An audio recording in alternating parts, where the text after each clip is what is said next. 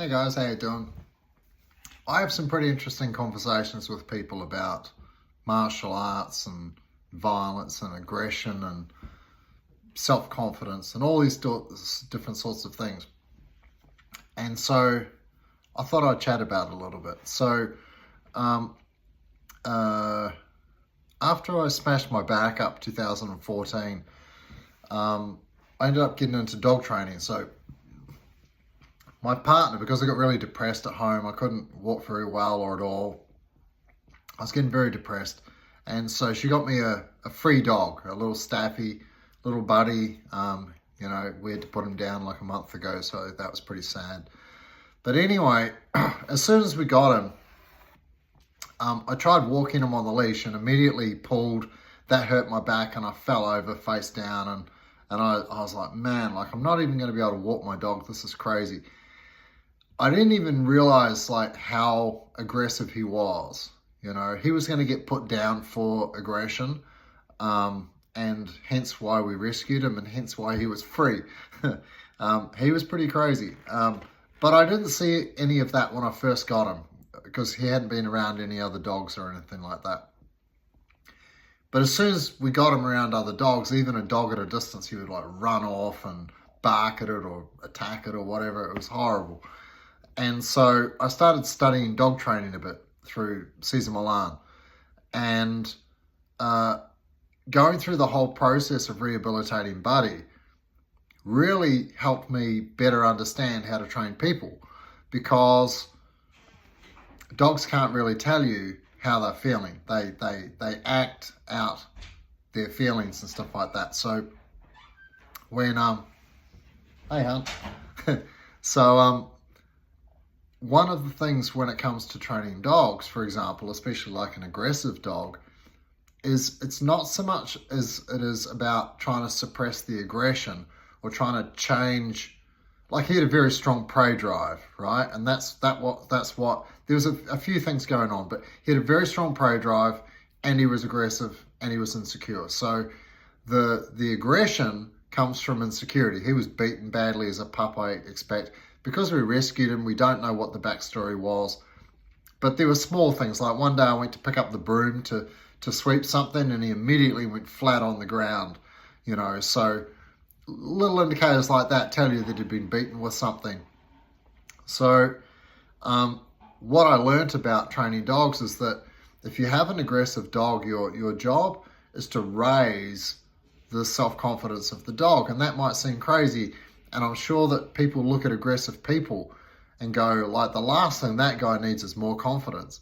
Well, the reality is that aggressive behavior is insecurity. And it's manifesting itself as insecurity. It's manifesting itself as aggression, right? So when you lift somebody's self-confidence, they're less fearful. Yeah, because they're less fearful, then they don't have the need to be aggressive, right? Because it's the fear that's driving the aggression. It's the insecurity that's that creates the element of fear, yeah? And then you can either be like super empathic or kind of depressed or like be down on yourself, or you do the opposite. You do the complete opposite to cover it up because you feel so bad, and that manifests itself as aggression. So when I started training Buddy, what I would do is I took him I found like a kids playground. There was no kids there or anything like that. And so I taught him to like go through the obstacles and climb up this thing, walk along this thing, and then the last step was like chest height. There was like a pole that the kids would slide down, and Buddy could walk out to like my chest, and I would hold him in my arms and put him on the ground, and he would run to the start of the course again, go through the course, run up the thing along the whatever it was, and then jump into my arms, right? Or step into my arms. So what I started doing is the more confident he got at it, I would move further and further away until he had to jump into my arms, and he was standing there and he was like, geez, like, I don't know, like, I'm a long way off the ground and can I trust Rob to catch me? Because initially he just walked on my arms and put him down, and then I took a step back and now he had to kind of like reach, and he could just put his front paws on me, and I put my hands under his tummy, and then he could feel that I was supporting him, and then he would let his back legs move off the thing, and then I would hold him and put him down, and then we'd do that a few times. And then the last time when I moved back one more step where he wouldn't be able to reach me, he would have to jump to me. That's where the true test was, like, can I trust this person to catch me? And given his history with trusting, people in charge of him, like that was a huge moment, and that really defined our relationship, because he'd been let down so much by authority figures that jumping into my arms and trusting me to catch him was a massive moment. So when he jumped and I held him, he was so excited. He couldn't believe the fact that I was there for him, that I was supportive, that he could trust me. I put him down, he ran around, and he was going nonstop, and our relationship was never the same again, and he trusted me. And that was the start of him learning to trust authority figures, learning to trust other people, and then that translated to trusting other dogs and stuff as well. So going through all that I did with the dog training thing really helped me understand and better see where aggression can raise its head with humans and with children or with adults, and it's almost always driven through insecurity, because we kind of have that sense that we're not safe. We have that sense that the world, for whatever reason, is not being fair to us. We feel angry, we feel frustrated, we feel insecure. And so when it comes to martial arts, and this debate has happened a few times, I was even on the project a long time ago discussing this with Danny Green, where they were the debate was, do martial arts and combat sports promote violence and encourage it, or are they a way to overcome that? And 100% I told my story about my childhood and how, you guys have heard about my childhood already. It wasn't great. And through training in martial arts and finding an identity for myself in that was separate than my parents, then that gave me a sense of usefulness in the world, and that lifted my self-esteem, and like I was trained or taught by my dad to be aggressive, that aggression paid off, that it was weak to be empathic, that it was weak to be sympathetic, and these sorts of things, like don't care about the other person, just go win at all costs.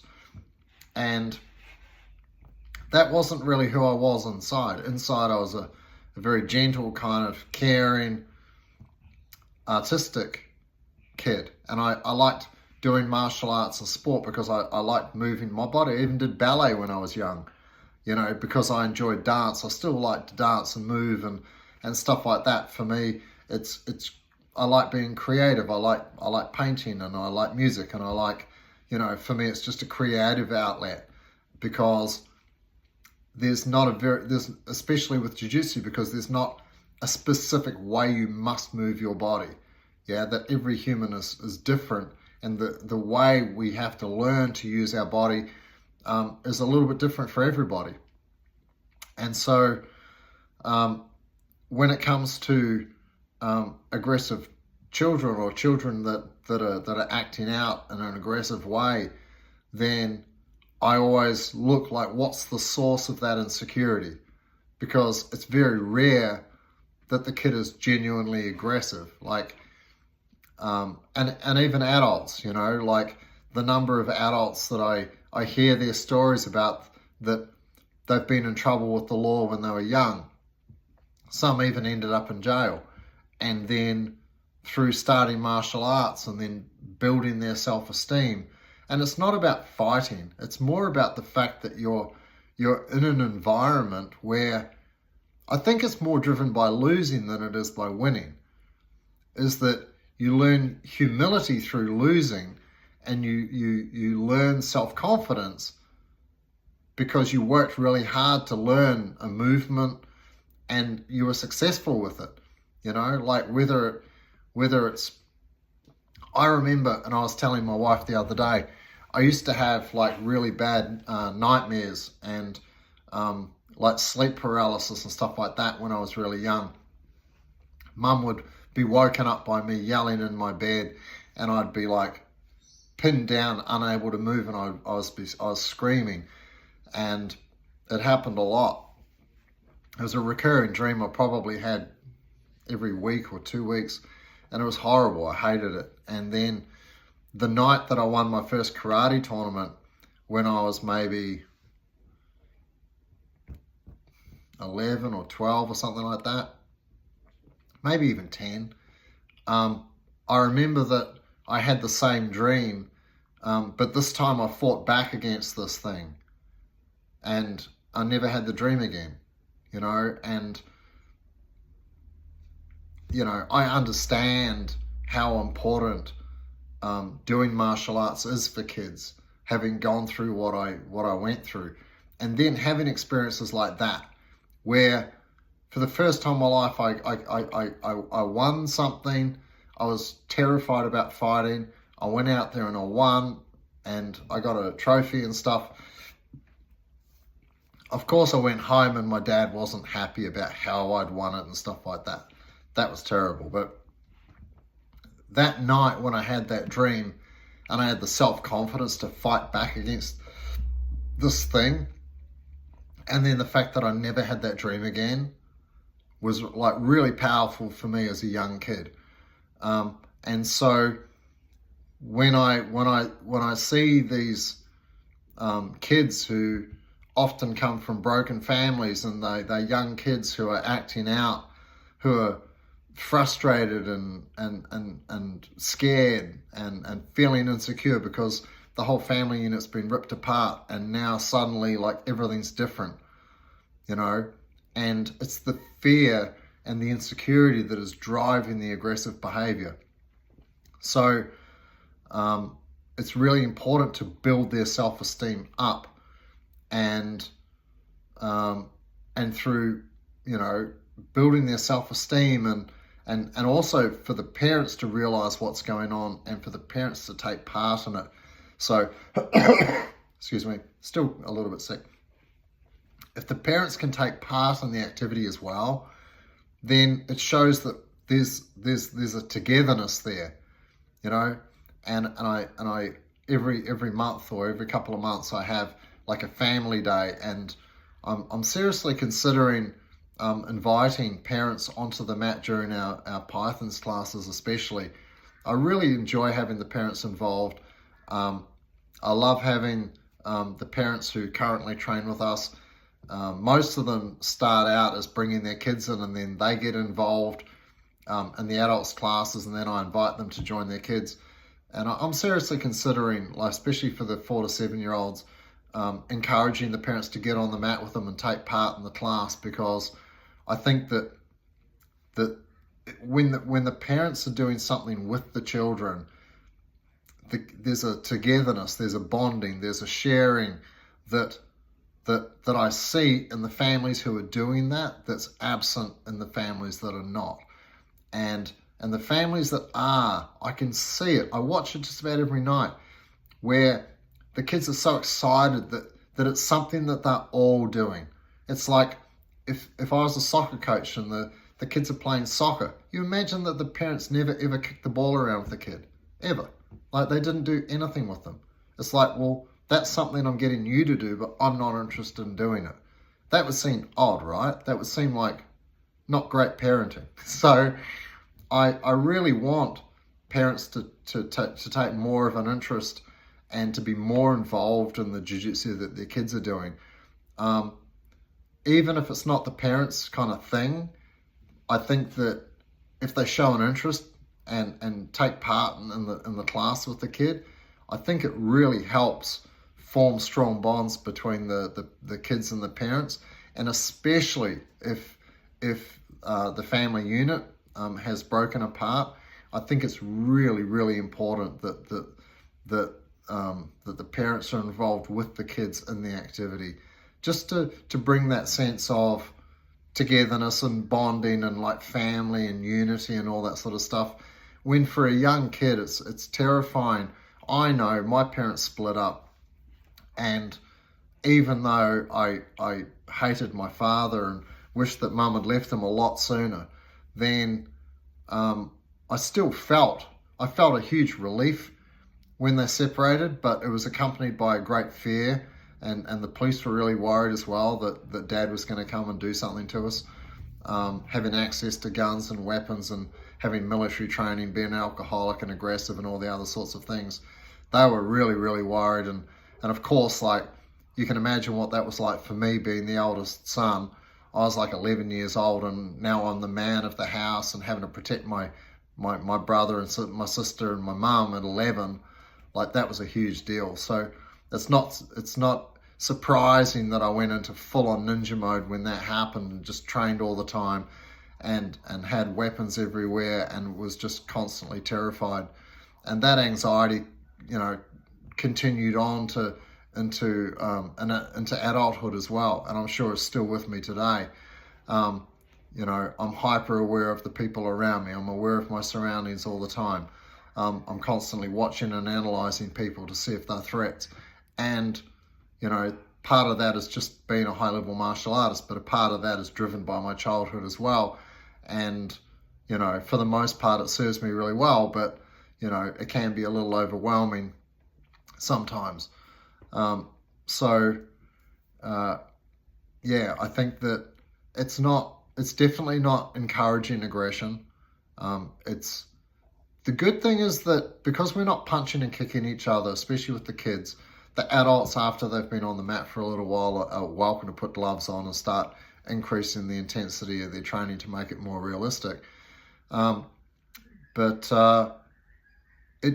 It's for the kids who are a little insecure and are solving that by being a little aggressive and being a little assertive and stuff like this, trying to assert themselves, and I think that because they feel very insecure in their home life, and especially if they're kind of a bigger kid, when they come to the mat, I'm watching their behavior, and if they are a little bit aggressive and a little bit pushy, sometimes they just don't know their own strength. Like, that's really common as well. You get a big kid that, has never really played much sport, and now he's doing jiu-jitsu because he's been bullied at school.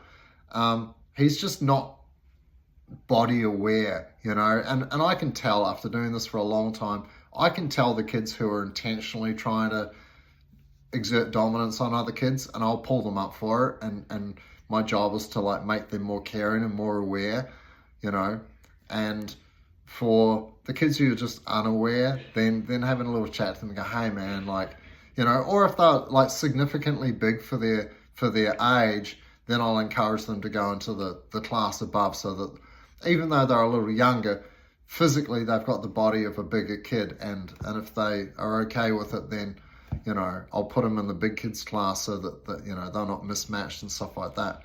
There's a lot of thought that goes into running kids classes and making sure that they run as well as possible, and there's a lot of observation that goes on, and it's not an easy thing. It's very, very difficult, which is why we try and have a ratio of 7-to-1 with the kids. The more coaches and the more adults who are trained that can help out in the class, the better.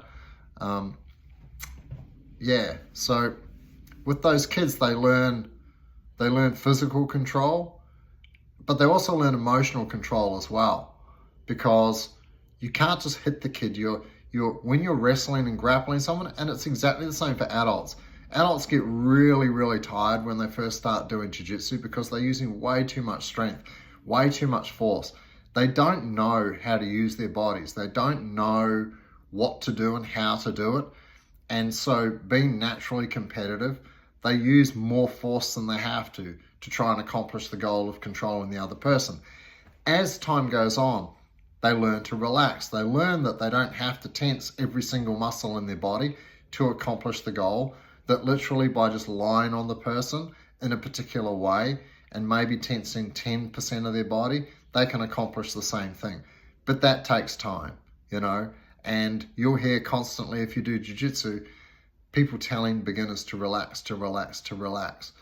And it's difficult. I understand that, you know, and trying to find a way to explain it to them so that they can understand it, you know, or even like put tennis balls in their hands so they can't grip the gi and stuff like that. Or getting them to hold side control with one arm or both arms behind their back, for example, you know, teaching them that way they're not using overly using their arms, and they can learn to use weight distribution and hips and the rest of their body instead. There's lots of mechanisms that we can use to encourage people to train properly. So yeah, that's kind of my take on the whole self-confidence and aggression and insecurity kind of spectrum there. Because aggressive people can seem very confident to people that are not confident, or people that are not aggressive, or people that are not physically confident. Seeing some crazy person doing stuff in the street or yelling at somebody and being aggressive towards them and stuff like that, a lot of people can be very easily intimidated by that and think that that person has like way too much confidence, when, to be perfectly honest, when I look at it, I feel more empathy for the person than anything else, because I'm sure they don't want to be like that, whether it's drug induced or abuse induced, like they've been abused from childhood or whatever it happens to be, and like this is how they've learnt to be. A lot of this kind of behavior is literally a survival mechanism, you know, and you know, I watch and listen to and read a lot about psychology, and narcissism is fascinating. You know, trying to figure out, like, are people born narcissists? Is it environmental? Like, do they learn it? How do they learn it? And one of the main theories is that that we do more of what we find successful. And it's the same on the mat. If you're a big guy and you find success being on top of people, then guess what?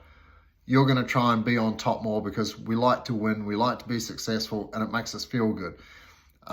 My job as a coach is to recognize that, and I know it's going to happen anyway, and to ensure that that big guy spends most of his time on his back. Yeah, right? So make sure that this person learns to play the bottom game, so they can appreciate what it's like when they have a big, strong person on top of them, but also so that they become a balanced fighter, and they're not just chasing the win, that they're trying to learn rather than win, right? And so when I see people like that, so anyway, maybe in childhood, for example, let's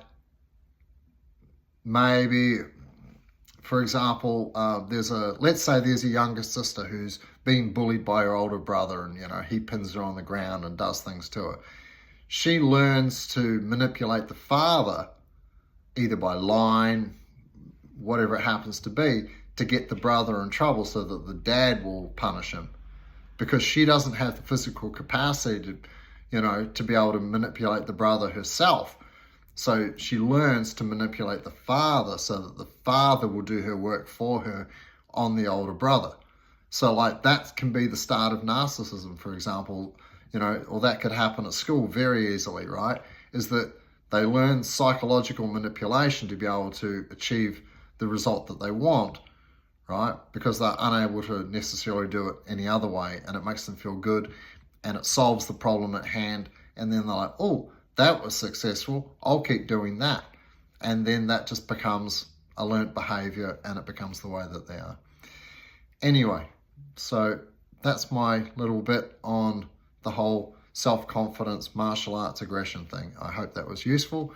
I hope that you learned something, and I hope to be over my cold very soon. See you guys. Bye.